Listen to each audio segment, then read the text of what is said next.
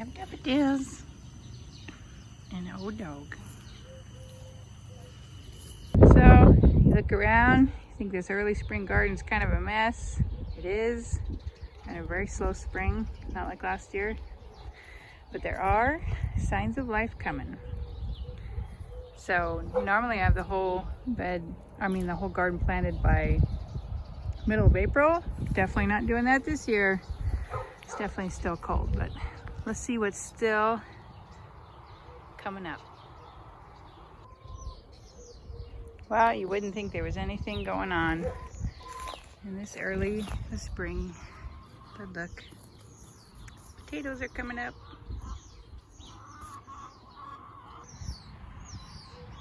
Onions are looking great. And this garlic is looking great. Look how thick the stems are already. So I guess for every leaf, that's a clove. So hopefully they'll keep on doing great. Bunch of radish, beets, and lettuce coming up. So tiny though, still.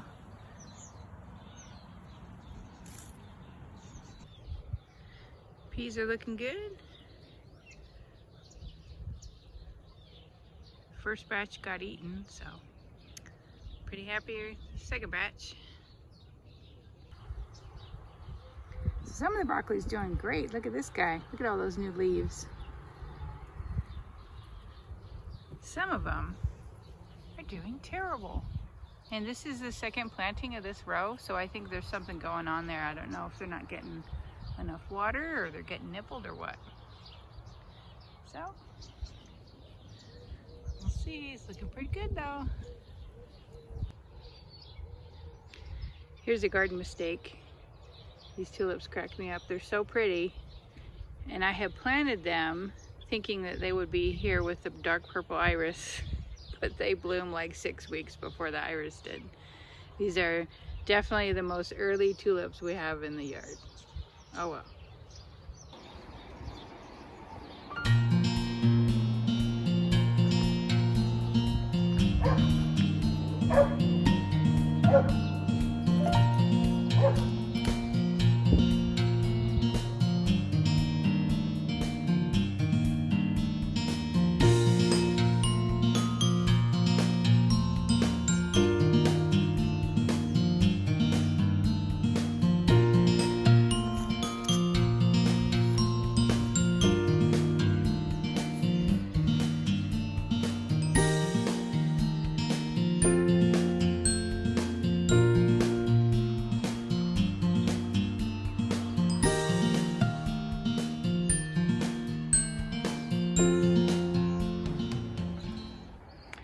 So here are my tomatoes and peppers and artichokes. Put them outside.